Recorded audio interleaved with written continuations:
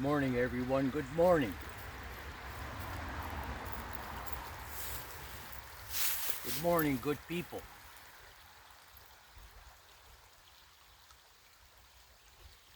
Good morning to my friends all around the world. Welcome. Welcome to my sacred grove. We're under the sacred trees by the sacred creek having a sacred moment. Sacred. Welcome, soul family.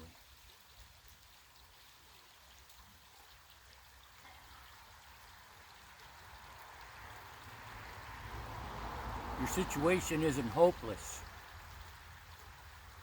and you are not hopeless. Let's talk about it.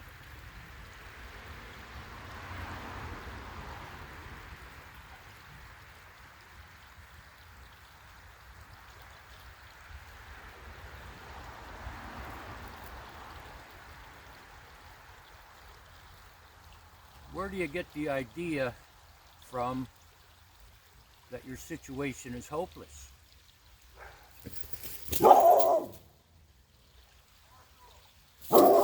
Who's telling you you're hopeless?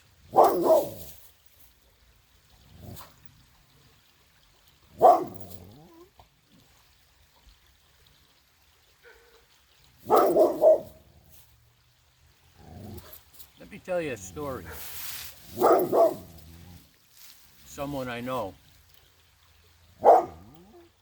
bought a car a few years ago, and that car was like 30 years old.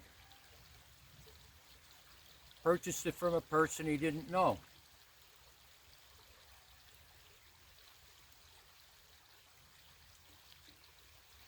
And it was a model car that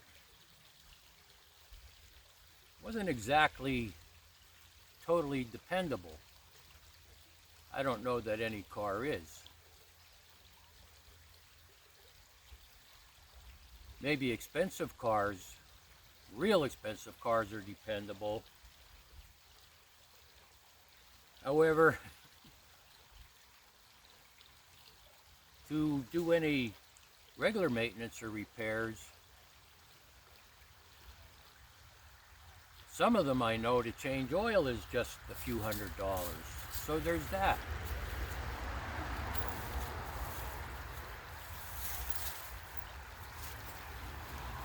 So he gets the car and he's the type, if he hears a noise, instead of investigating it himself, he panics.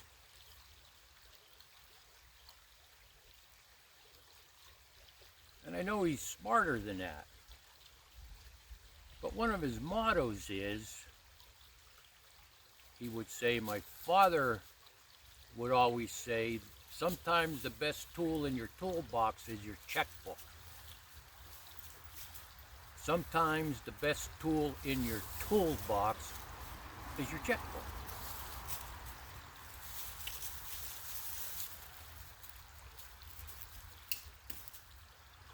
So to make a long story short, he has a long list of things he wants done to this old car. It was like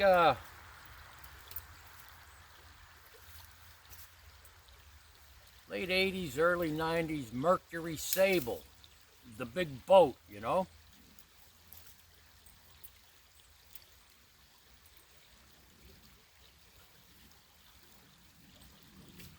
He takes it to a shop where he regularly goes for simple things. Tires, brakes, put a muffler on, oil change.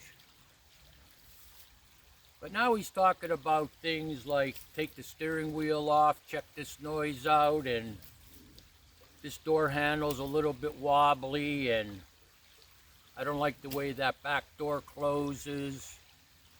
Things like this, right? Things you and I could live with, most likely. Gets the car back, it's a big bill.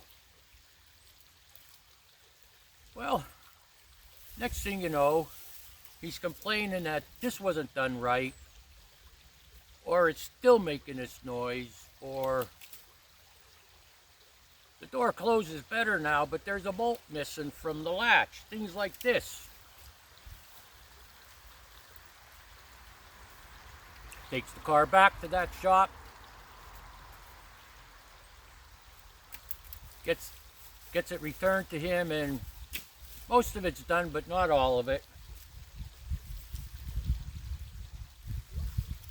A couple months later, other issues arise with this vehicle. Where does he take it? Where does he take it? To the shop that doesn't do the job right.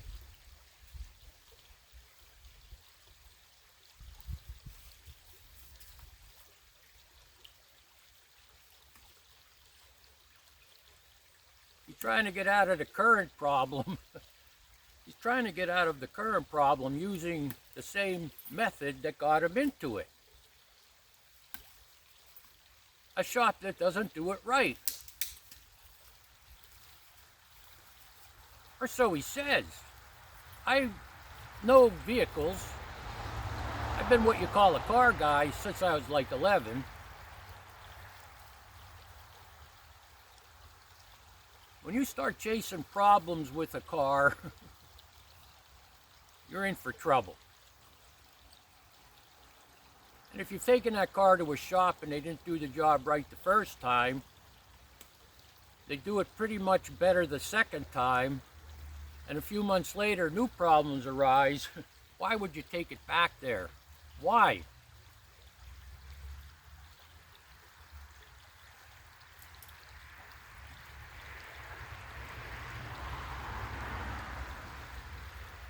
His hopeless state. His hopeless state is his own doing. He's fixed to a certain way, a belief that this place, because it has a good reputation, he keeps going back there. He keeps going back there expecting it to be different, expecting the results to change.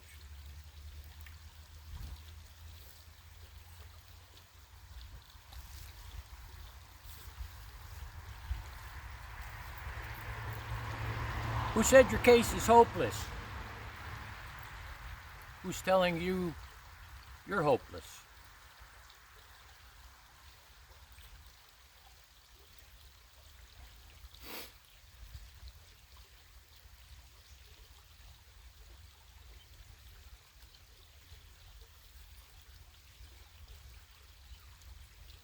Decades ago, I'm 66 years old now, decades ago,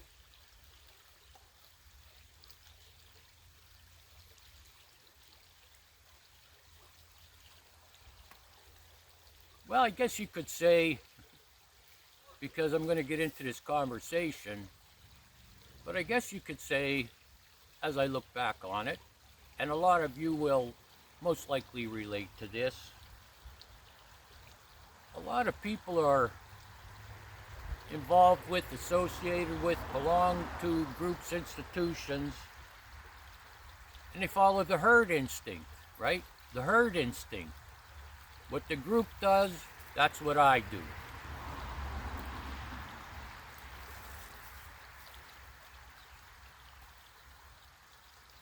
And from my experience, okay, and we'll stick right now to the 12-step program. From my experience, and they have a book, the big book. If you don't follow the big book, if you don't follow the instructions in that book, chances are you'll go along with the herd instinct. In my experience, I don't know how it is where you live, is you're not going to enough meetings. That's why you're not solving your problems. You're not going to enough meetings. So then you go to meetings every day.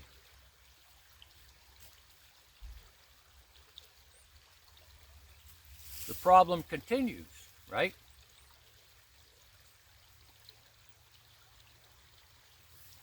Well, you don't have a home group. You need a home group. Somebody once said you don't want to be homeless in AA. Whatever the F that means, I don't know. So you sign up for a home group. So now you're going to meetings every day. You sign up for a home group. Things still aren't working out. You probably need to go to 2 meetings a day. You do that, problems still exist. Well, you're not taking a commitment. Take a coffee commitment. Come early to make coffee. You need to do that. So you do that. Now you're going to meetings twice a day. Now you belong to a home group. Now you've taken a commitment making coffee, and the problem still exists.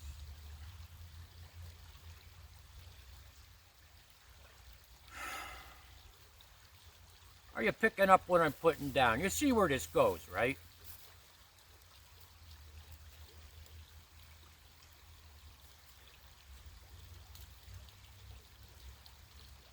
I have a book written by one of the first 100 AA members between 1935 and 1939. Good Morning, Morning Watch, something like that. But it explains what early AA people did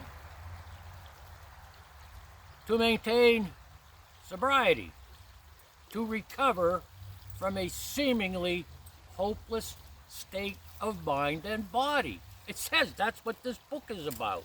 And of course, we're going to talk about God.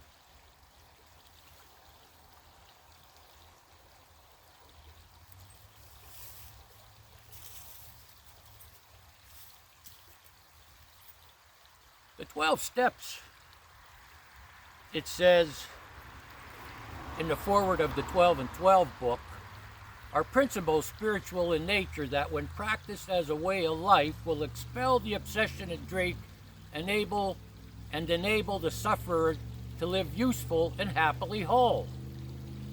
When the 12 steps that are spiritual in nature are practiced as a way of life, they will expel the obsession of drink and enable the sufferer to live useful and happily whole. But getting back to this book by Dick B. That's his name, Dick B. If you're interested in it, I'm not. Morning Watch is in the title, but it's written by Dick B. You could Google books by Dick B. Morning Watch. Every morning was about meditation. And at that time, they would take a scripture from the Bible, write it down, and discuss it amongst themselves for at least an hour.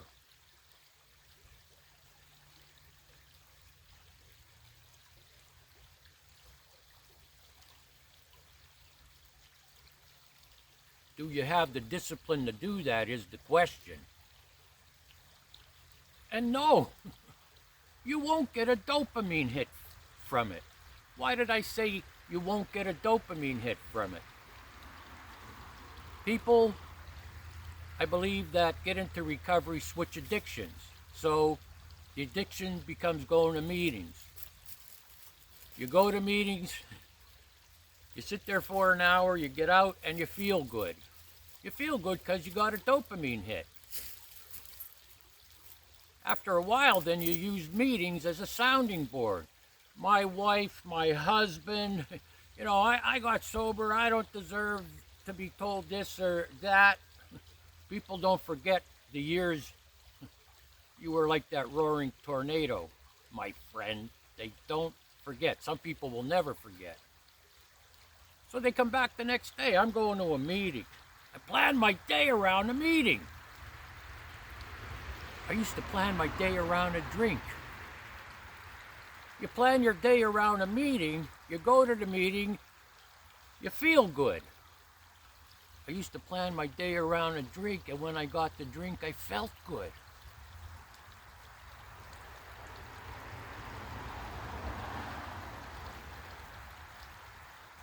But then I realized when I read something in the big book, it jumped out at me. And I asked some people, what does this mean? I believe it's in the 5th step in the big book. We've been rocketed into the 4th dimension of existence we never knew. Rocketed into the 4th dimension of existence we never knew. It's in the big book. What does that mean? One guy said, well, it means what it says. Because they have no idea about mysticism. And for me, I could say this now because I've studied it, they have no idea about quantum mechanics and quantum physics. The mysteries of connecting with a higher power that lead to, when you get to the 11th step and continue practicing, God consciousness.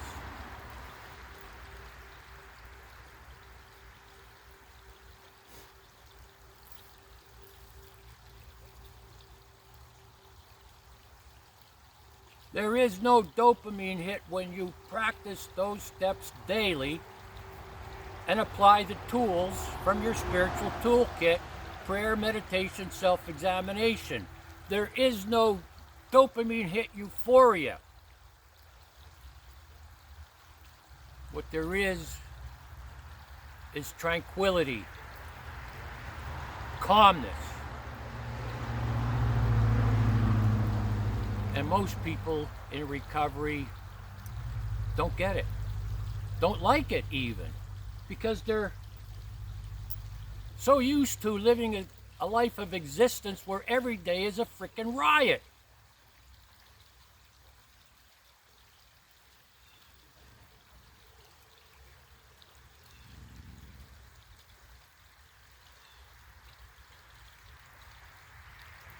So I started a research. What is the 4th dimension of existence?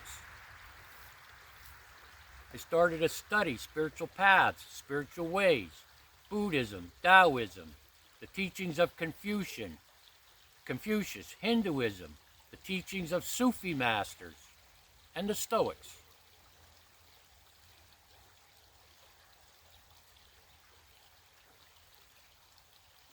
I guess I could put it this way. These dimensions, 3rd, 4th, and so on,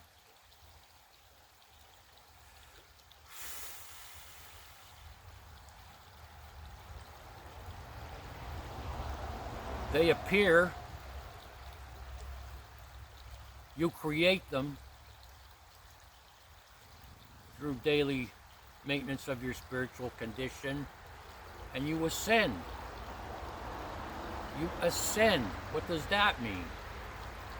You exist and experience above the normal level. You exist and experience above the physical level. But you're not going to get there unless you do some work, some study, and practice various methods that followers of these spiritual paths and ways used on a daily basis to ascend, to get to a point where you exist and experience above the normal level. You exist and experience above the physical level. It's tranquility. It's not a dopamine hit.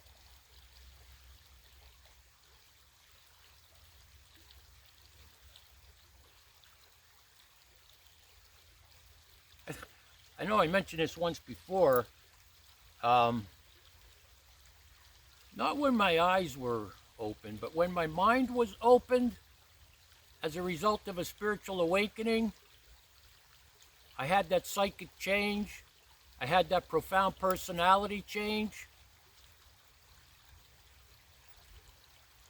I would observe people that would say, well, there's nothing going on in my life today, but something isn't right.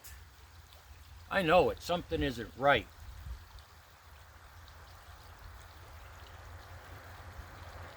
They start to be immersed in tranquility. They don't know how to handle it. They don't know what to do. It would benefit them if someone could explain what's going on. Here I am. That's me.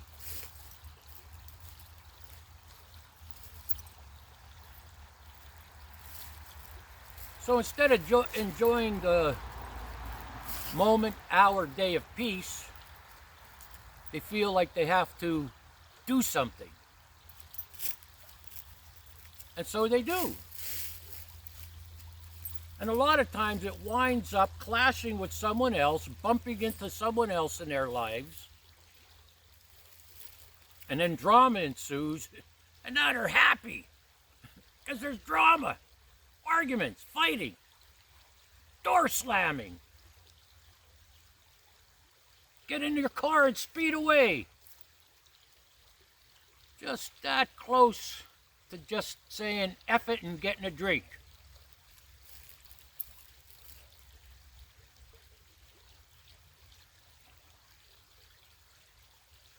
This is just one of many things I discovered from my experience of recovering from a seemingly hopeless state of mind and body and enjoying tranquility and peace. So I would mention it at meetings, and people would look at me. You know when you make a funny noise and a dog goes like this?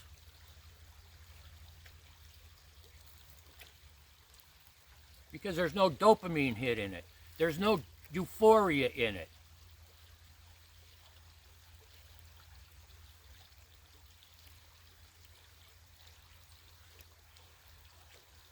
There's pleasure. There is pleasure of having a day of tranquility. There's joy in having a day of tranquility and peace, but it's not in a pill. It's not in a cigarette with foreign and domestic blends in it. It's not in a bottle. It's in the work you put into it, the results of that routine, that discipline, that patience you develop.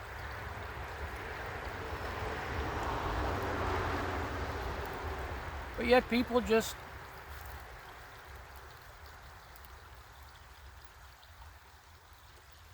go in, go through the day, back to the way they were, which is called untreated alcoholism. That's what they know. That's what's easier, I guess, in a way.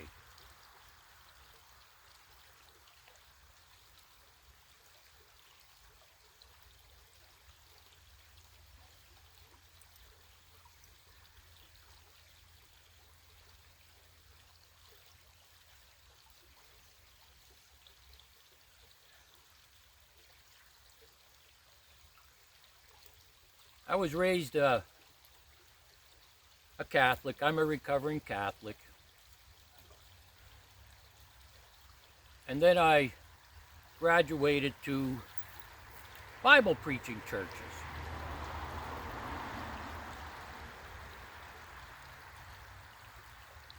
Early on, in my recovery, in my quest to become one with the divine, the Creator, I would try new things. So I tried the Bible preaching church.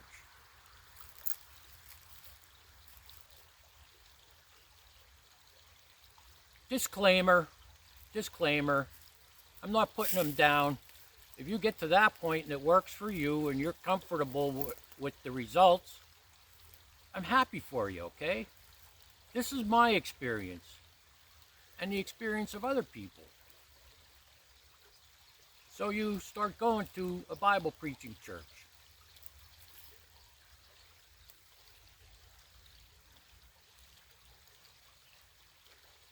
You have problems, and Jesus will solve them.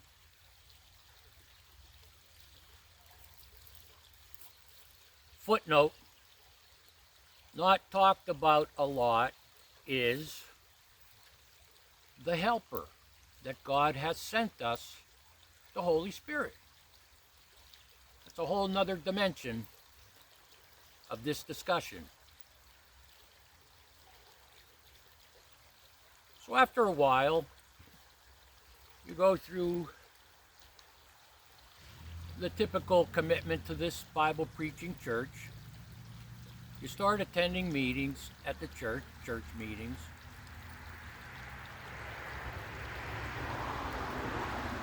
And the problems still exist. Well, you're only going to Sunday services. You need to come earlier to Bible study. Okay, so you try that. Time goes on. You still have problems. Well, you need to come to the Sunday evening services and Wednesday. Commingle with the brothers and the sisters. You do that. After a while, your problems still exist.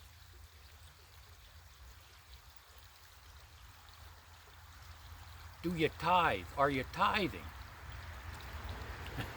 And that's a whole nother debate. Because if I remember correctly, tithing is pretty much centered in the Old Testament, which isn't Christianity. The Old Testament is the Jewish religion. And it escapes me right now if it's mentioned in the New Testament. But, however, albeit nonetheless, you're asked, are you tithing? You say no. Okay, start tithing. 10% of your income. So you do that for a couple of months and you're still having problems.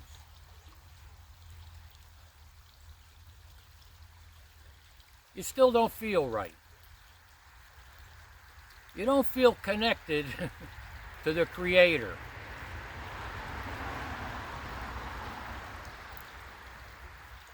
Well, you should join the choir. You should join the choir. So you join the choir, right?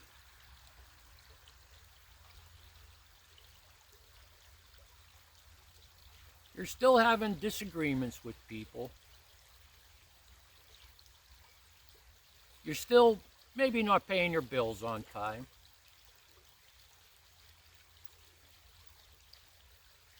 You're still at odds with some folks.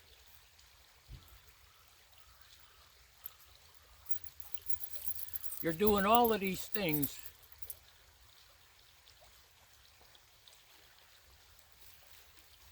And then you're told it's the devil. It's the devil, Satan. Oh, you joined this church, you're tithing. The more you do, the more Satan will attack you, right? That's a raven. I don't see him. So you're doing all of these things, so now Satan will attack you, okay?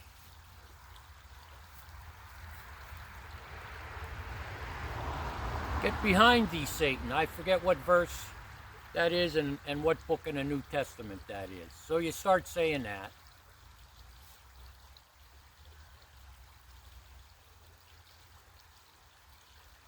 You're struggling now because 10% of your income is affecting your quality of life.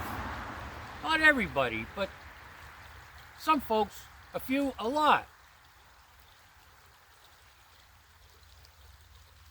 You have this idea where you should be in your walk.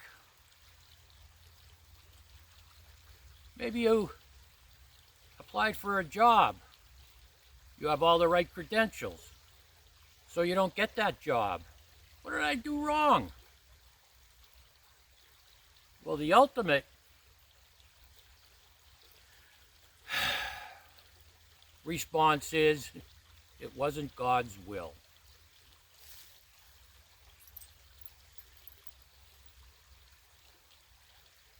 Here's a question. Who knows the mind of God anyway? All right? Who knows?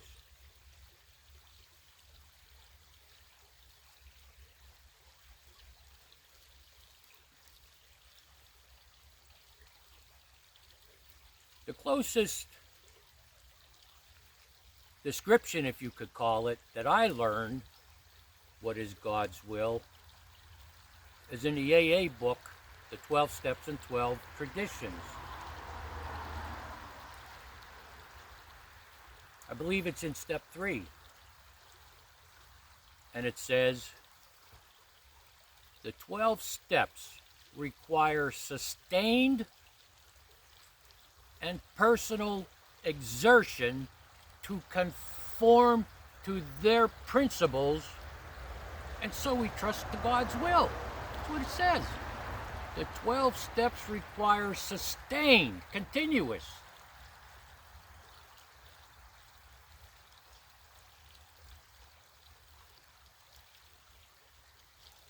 And personal exertion. You need to exert yourself.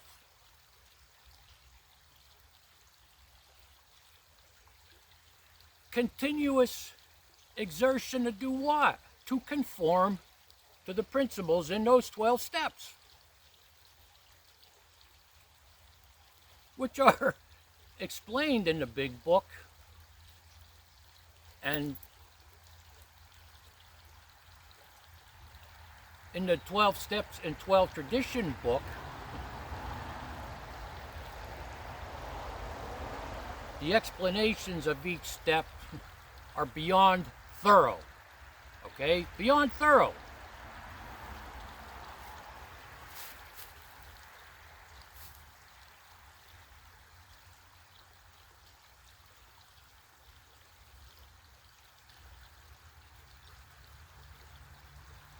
And so again, I mentioned to you that as I continued my spiritual walk, I started to learn things.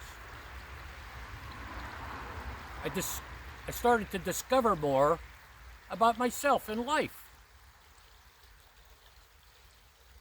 Based on my studies of various religions, doctrines, tenets, spiritual paths, spiritual ways, and philosophy. Mostly teachings that existed before the Christian religion. Disclaimer, once again, I'm not putting down the Christian religion, but if you're stuck in it, and when I say stuck, your quality of life hasn't improved, but yet you feel you can't walk away or try something new because then the devil will really attack you. And God will turn his back on you, or her back, depending on what you believe.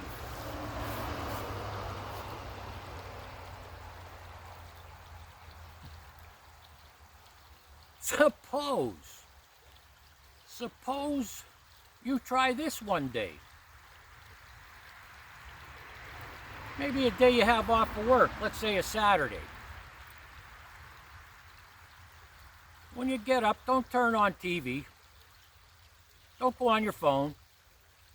Don't start playing video games. Don't start watching pornography. Don't think about what you're going to eat all day. Don't try to decide which casino you're going to. You get up, you get a coffee, and you go outside in a spot unencumbered by distractions. And just sit there for 5 to 10 minutes. You can't handle it. Push yourself. When I first started this morning meditation that I mentioned quite a bit, I could only handle 1 or 2 minutes. But then I went back the next day.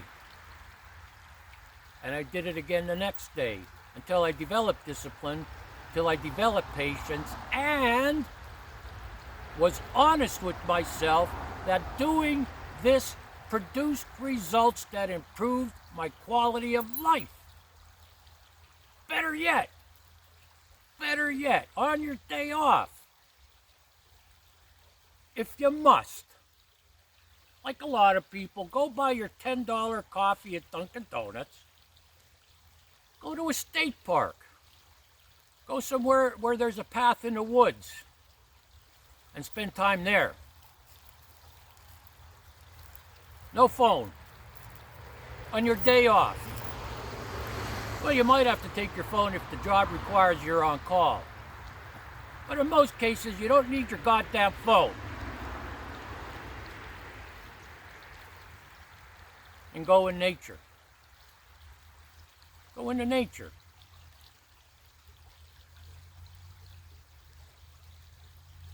Google this, please. Google this. What does the herd instinct mean? In the back of the big book, and if there's any change that needs to be made to that book, in the back, I believe it's in the appendices, they promote the herd instinct as if this is a good thing.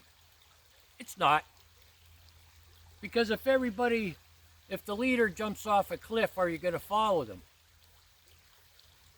That's the herd instinct.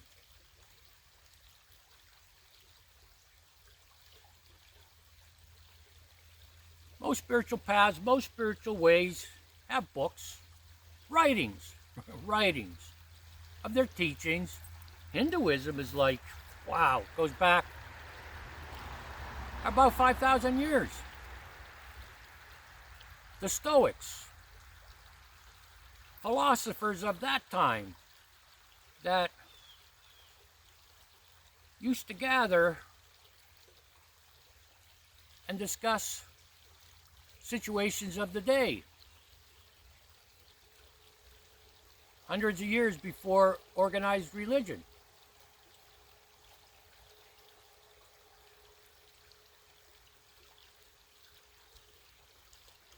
Books. There are plenty of books on all these spiritual paths, ways, and philosophy.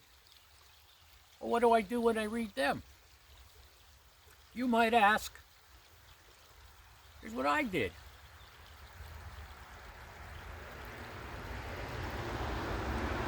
I like a lot of teachings from the spiritual path Buddhism. You could Google it. You could Google the Four Noble Truths, or you could Google wise quotes from the Buddha, okay? You take that quote, you go somewhere, read it and think about it.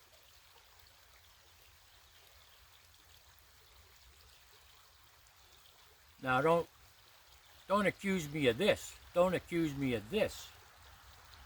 I never said there isn't anything good in the Bible. As a Christian, I didn't pay attention to the Old Testament because that is a representation of the Jewish religion. It has nothing to do with Christianity.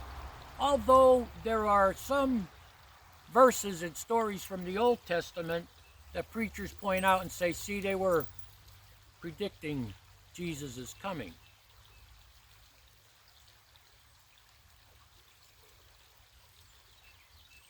One of the most valuable teachings that I found in the New Testament was attributed to Jesus himself. And there are many. I'm a storyteller. Jesus used stories to teach people lessons of life, to improve their quality of life. He called them parables. But only people with ears to hear will hear. Only people with eyes to see will see. That's a whole nother video. But getting back to this teaching from Jesus I read,